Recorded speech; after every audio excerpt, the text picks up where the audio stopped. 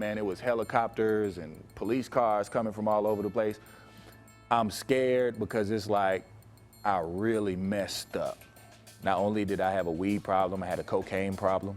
I had a drinking problem. I hated myself. Life transformation is real, and the power of grace is awesome. Changing one life, time after time. Oh Lord, we do it all for you. Through the trials I see, I'll always believe a new life starts with me. Oh, change your world today. Change is gonna come your way. Change and get an understanding. His grace will transform you. Praise God. Some of you have a hard time loving yourselves, like I did. And as a result of you having that hard time trying to learn how to love yourself because of all the hell that you've done to people, because of all of the hurt that has happened to you, come up here. I understand.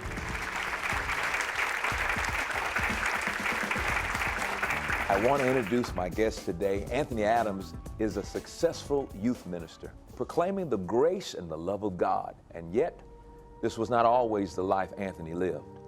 Anthony's world was difficult from the very beginning, driving him to embrace the harsh and dark life his mother desperately wanted him to avoid.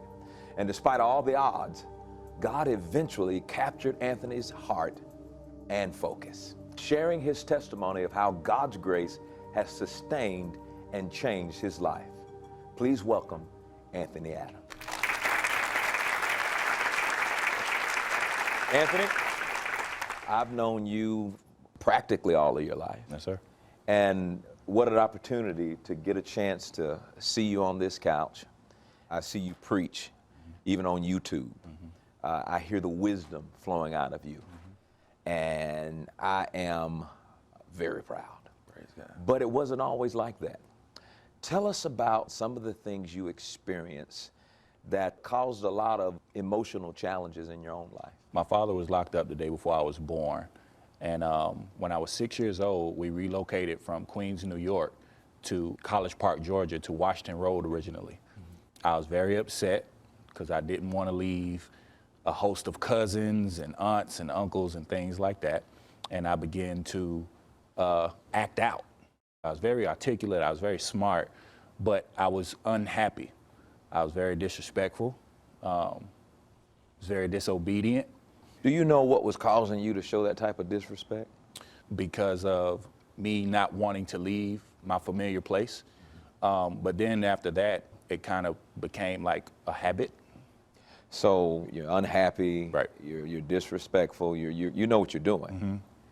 How did all that lead you into the streets and some of the things that you began to do? Take us down there, because this is your world. Got you. And we want people to come into that world because, you know, sometimes Christians, they don't really think that these things are real and that people have gone through them, and they don't see the grace of God operating in the life because we do such a wonderful job of covering things up Right. without letting people experience the test in our lives and to hear our testimony. So feel free, brother. This is your world with Anthony Adams. I'm just here. Okay.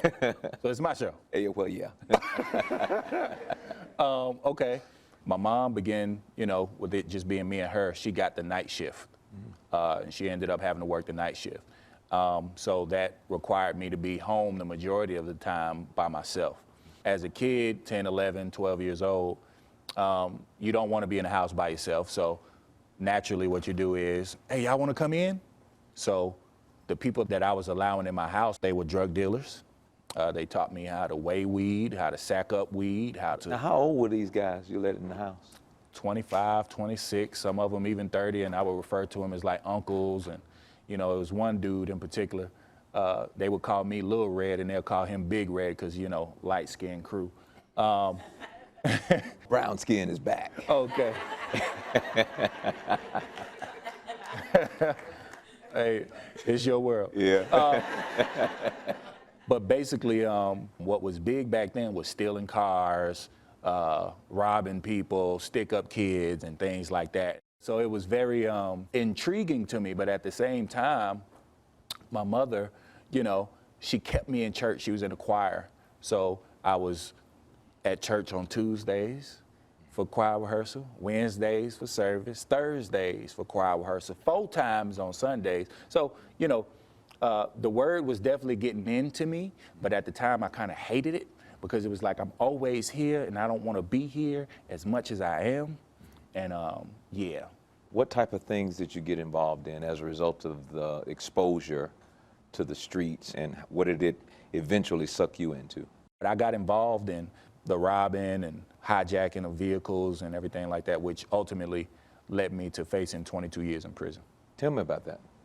Me and my co-defendant, we had just taken 2 vehicles from a couple, and we would always go for people who were less likely to fight back. So it was like older women or groups of women and things like that.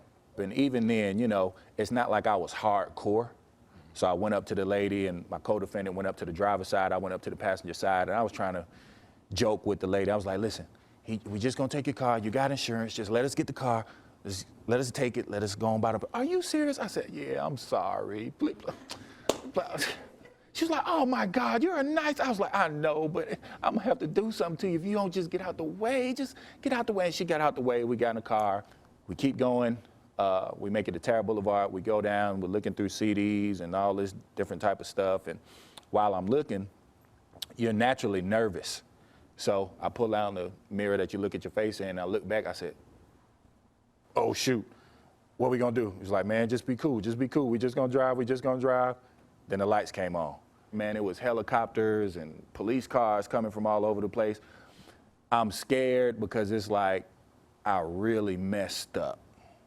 And I knew better. So did you get to 22 years? I didn't. What happened? They have this act called the First Offenders Act. And it was my first time being in any serious trouble.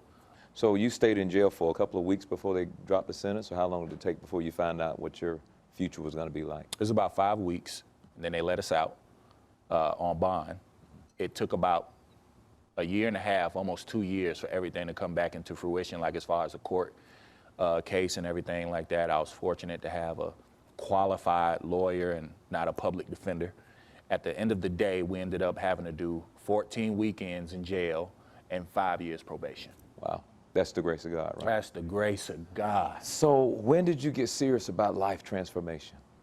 Our former youth pastor had came over to my house, and he said, Aunt, man, you know, man, God has already showed me, man, that you was gonna be the one, man, and you're gonna play a big part when it comes to the youth. I'm like, man, and at the time, man, I was so high, and he was so long-winded. I was more like, hurry up and get to the point, because I got a blunt in the house I'm trying to smoke. Not only did I have a weed problem, I had a cocaine problem. I had a drinking problem, and by this time I was married, and she would get the blunt end of the stick as far as verbal abuse and me getting up in her face and things like that, because I hated myself. And he said, Aunt, man, I just want you, man, just start coming to volunteer. I was like, man, I got a lot of issues I got going on. I need to work out first. And he was like, man, no, don't worry about that. God will work out all that stuff. Just come. You went through this situation, and you're hearing a youth pastor say, there's a serious call of God on your life. The grace of God that actually worked the desire in you to do his will that you didn't put in yourself. And see the grace of God equip you where you were not equipped to do what needs to be done. Yes, sir. I now see you ministering to teens. I am a living witness after looking at your life that life transformation is real, and the power of grace is awesome because you've walked in that grace, and I've seen it transform you, and I can't tell you how proud I am of. Do y'all appreciate this?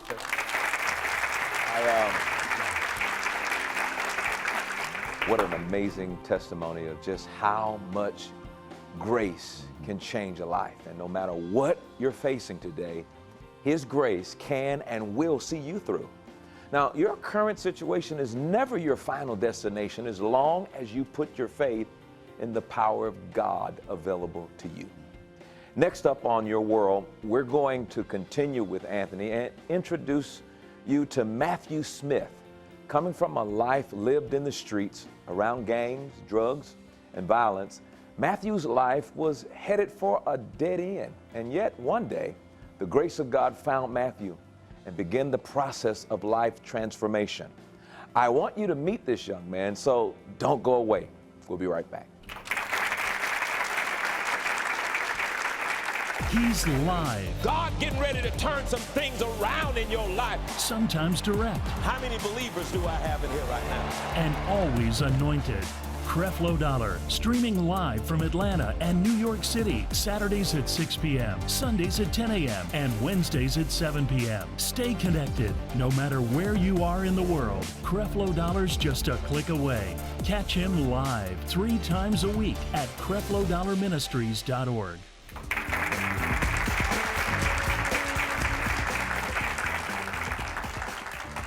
Matthew, thank you so much for coming and being here with us today, and I am just excited to hear your story. I'm from Jacksonville, Florida, and I was specifically raised up in the church in Florida. I was actually in the church because my dad made a foundation in the church while he was here, and I guess while him and my mom was married, but I never seen them married, but that's when they were married. What I do remember is my mom moved to Atlanta in '93, and I was born in '91, so I was 2 years old when she moved to Atlanta. And ever since then, it was like, oh man, like they're not together. So it's like that was the struggle. Like, I want to see my dad. I want to see my mom. So like, I got to go to Jacksonville. I don't want to be here no more. I want to go back to Atlanta. You see what I'm saying? So I was just going back and forth, different schools, back and forth, different environments, back and forth. You know what I'm saying? So their decision not to be married anymore had a tremendous impact in your life, I mean, emotionally, and all of the things that you would go through, because, I mean, finally you realized, I just wish y'all would stay together so I wouldn't have to go through this. Right. Go ahead. Then when I started seeing the more realities of life, like fighting and smoking and him selling drugs or whatnot, and I see that life. And I got to a point where, like I said, I was tired of the whole church, you know what I'm saying, little feel or whatnot. Daddy, every time you hear Daddy say something, God got it. You know what I'm saying? I'm like, why God ain't got you no money? You know what I'm saying? So, like, That's real, right? Yeah, like, as a kid. I mean, come on, man. I got to go to school like this, Dad. Come on, man. Woot, woot, woot. So then it got to a point where I was just fed up, and I always thought I was a young, intelligent know-it-all, you know? So I said, I'm gonna figure this out myself, you know what I'm saying? Then I come up here, my mom telling me, you the chosen one, so I took that to the head. You know what I'm saying? It's like, yeah, I'm the chosen one, and I'm gonna figure this out. Going through that life and seeing those type of things, as I got older, I started trying to find myself. So going back and forth, and then a situation happened to where I was mistreated sexually, you know, younger, as far as a male. But it actually didn't go through as an attempt. And I spazzed, you know, and that always weighed a heavy burden on me, and I never told no one. Attempt for sexual molestation? Yeah, it was an attempt. You know, it didn't actually follow through, but that was always a burden on me, and I couldn't tell nobody, you know, and then it was like sitting in my heart. So I felt like that was like a burden, and I started spazzing my dad. Everybody trying to figure out, why are you going so crazy? Why you get so bad? And it was like, you know what? I don't care no more, you know? I don't care no more, you know? I go over here and kick it with these boys, whatever. So did that develop an addiction to try to run away from those things that you were dealing with? Basically. What kind of addiction? Addiction as far as the gateway drug, which is marijuana that he was speaking on. If you take that weed away, my wife would tell you, man, I was angry, I'd snap off, I'd be like, man, shut up, I need a blunt, you know. So emotionally, it did affect you a great deal? Absolutely, absolutely, yeah. And if you say it don't, you a lie. Drug, the D in it stands for deception, because the feeling is so wonderful when you first, it's like, I could feel like this. And you keep trying to go back to that first feeling. Yeah. The first feeling, and it's never like the first time. Never. You might get that little sub feel, you know, to make you just want to keep doing it. Yeah. And sometimes it just occupy your time. Right. But then you say you start doing more drugs, because I pass weed. That's why I say it's a gateway. You feel like weed give me high. Then you be like, okay, they say, what's the science on drugs? Okay, Molly is an upper. Cocaine is an upper. I want an upper. The real deception is thinking that there's something greater than God. Yes. So the first one I tried was like the Molly. keep hearing about it. Of course, these rappers just gonna keep blowing it in your ear, and your thoughts is your everything, so you keep hearing it. You can't even sleep without hearing Molly, Molly, Molly. So it's like, how about I just try? Let me see what I can do with Molly. I ain't scared of you. You know how sad it is? I thought Molly was the name of a girl. Is she a girl? Yeah. Well, yeah. It's just like, you remember, well, make I it sound don't know if you guys remember, but Rick James used to sing this song about Mary Jane. Yeah. And Mary Jane, I thought there was a girl named Mary Jane. And later on I found out that Mary Jane was a blunt. Mary Jane was smoking weed. Still a female. Yeah. Now, your drug use, Molly, cocaine, some uppers, what'd that do? I went to the drugs. Went to the drugs like it was gonna make me feel better, which it did at first. And I just kept going, trying to get that feel good, cover it up, feel again. And it was like everything just started falling down, and I lost that job. My wife started saying she didn't want nothing to do with me, so I said, well, I'm still taking care of everything for her. So if we get the next job, I do this myself, you know, and I lost both jobs. And all this off of this drug was right. It was like, you doing it right, yeah, keep going. The universe is gonna bless you, you're gonna do exactly, you keep believing, you know what I'm saying, it's your thoughts. And it was the whole time I was thinking the wrong process. Like, I mean, it let me, it let me know that I was right too. It tells you you're right.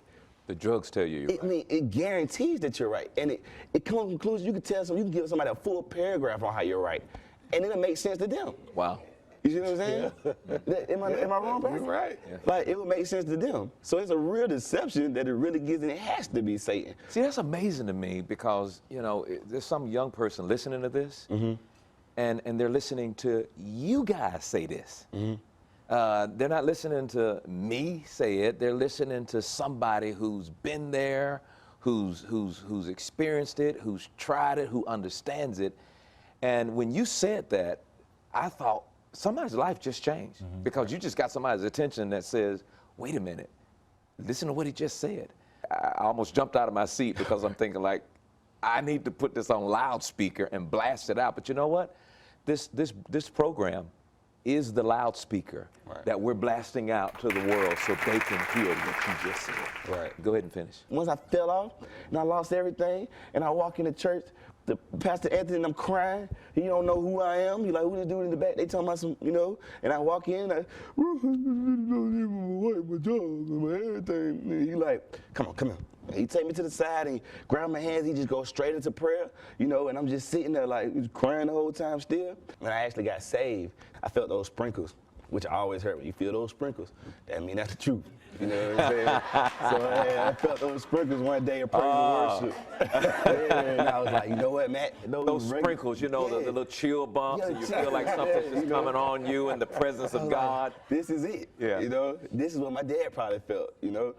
And it was like grace, because I still got my wife, I still got my kids. I just got into an apartment, like, what, last week? You know what I'm saying? Just like last week. And I just started working at McDonald's, which I am the happiest McDonald's worker ever. Pastor say, when you go in there, man, you work like you making $1 million an hour. And I go drink me a coffee, and I'm running, them folks looking at me like, bro, you doing too much. I'm like, nah, bro. You know what I'm saying? God Almighty is going to use you in ways that you could have never imagined. And yeah, your mom was right.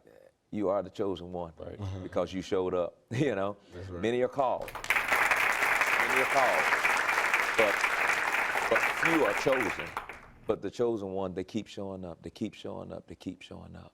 I have to be careful not to break out in tears because I cry when I see people achieving and being and becoming the best that they could be.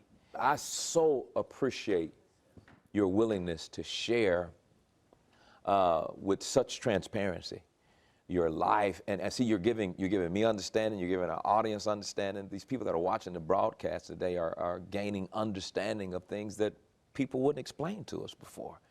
Right now, I am going to take questions from our studio audience. So let's start off with your question. All right.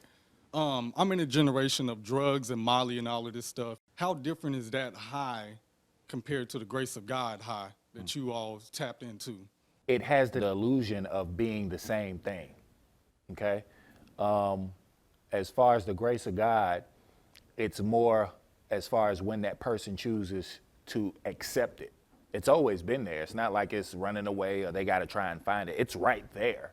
But so is that high that comes from that cocaine or that Molly.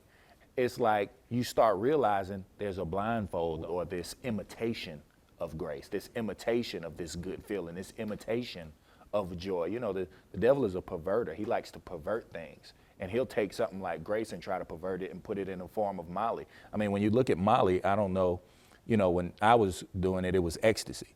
But they would put dolphins, cartoon characters on them to make them more appealing to young people. And you get so caught up in it. I got, what you got? I got a pink dolphin. You got the pink dolphin. And it's like you doing baseball cards. I'm blown away. I have never heard this before in my life. Right. But it's set up like a setup. I mean, everything about drugs indicates it's a trap.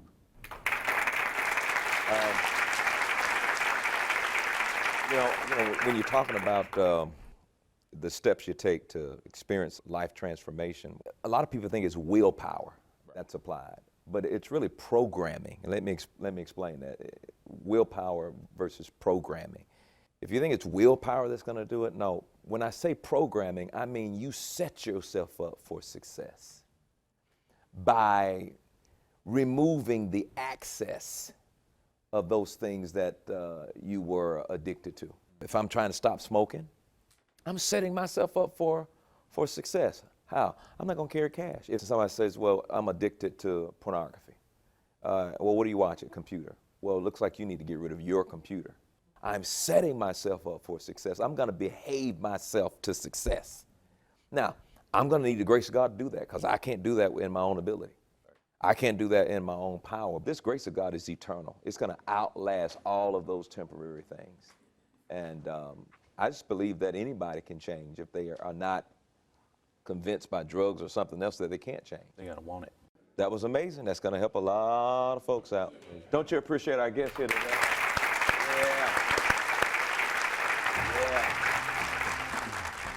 You know, I hope that in some way you got a sense from this program that no situation is too big for God. Right now, you may not be struggling with the street life or drug addiction. And maybe your situation is you've quit on your marriage or, you know, a relationship. Maybe your health is so bad that you have given up all hope of recovery. Or quite possibly, you just find yourself in a difficult situation with no way out. You can overcome. One step at a time, starting today. I want to get some resources into your world that I know will help you and encourage you towards your life transformation. Sometimes all it takes is a word spoken into your situation that can be the catalyst for breakthrough. I believe you're watching today by a divine appointment, and God Himself is reaching out to offer grace, mercy, and a fresh start. Stay tuned. My announcer's coming to tell you how to get your hands on a special collection I've assembled just for you. For years, you've experienced nothing but pain, temptation, and the fear of losing it all. You're tired of the way you've been living, but you can't see another way. The time has come to make a choice, but where do you start? It's a new year. Are you ready for a new you? In today's program, you witness the radical change in Matthew Smith as he discovered the limitless power of God's grace to transform his life, and all he had to do was surrender. Once I fell off and I lost everything, and I walk in the church, the Pastor Anthony and I'm crying, and through God's grace, I still got my wife, I still got my kids. I just got into an apartment. I have to be careful not to break out in tears, because I cry when I see people achieving and being and becoming the best that they could be. If you're like Matthew was, running down a dark road with no end in sight, searching for something that will remove the hopelessness of addiction, temptation, and loss, then you're in the right place. Creflo Dollar knows the solution, the only answer you need, and you'll find it when you surrender your life to the one who made it and allow God's grace to radically transform you from the inside out. Complete and total restoration can be yours now when you call to order this collection today. First, you'll receive Creflo Dollar's life course entitled Your Big Win, where you'll uncover the truth about your purpose and how Christ has wiped away sin to prepare the way for big blessings in your world. The life course is available to you on DVD or CD, and with it, you'll receive Creflo Dollar's 5 Ways the Blood of Jesus Changes Your Life booklet to give you truth and grace that will power you through the busy and chaotic moments when life tempts you to fall back into old habits. Now you can be renewed, redeemed, and restored. This collection can be yours today with your gift of just $30. 2 hours of teaching from Creflo Dollar in Your Big Win to guide you through total life transformation, and his 5 Ways the Blood of Jesus Changes Your Life booklet to show you step by step what has been done to give you back a life of purpose and the destiny God intended for you, all for your gift of just $30. But that's not all. For your gift, you'll also receive an exclusive behind-the-scenes Q&A with Creflo Dollar and his guests as they answer the toughest questions from our studio audience about how to transform their lives and take back the purpose that was given to them. That's the 2-disc life course, Your Big Win, on your choice of DVD or CD, and Creflo Dollar's 5 Ways the Blood of Jesus Changes Your Life booklet for your gift of $30. Plus, you'll also receive the exclusive DVD content of Creflo Dollar's Q&A session with our studio audience. Call now to get these resources for yourself or a loved one and experience transformation that will change your world today.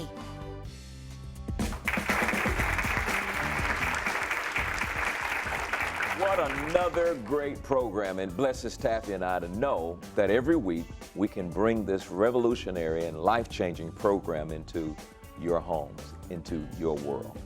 I thank you for your prayers and support. We could not do it without you. You make this possible.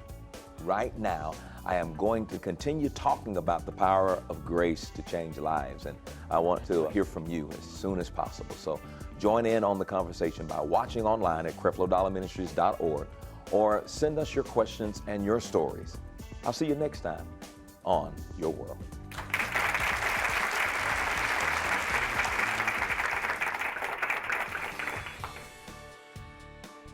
We thank the partners and friends of Creflo Dollar Ministries for making this program possible.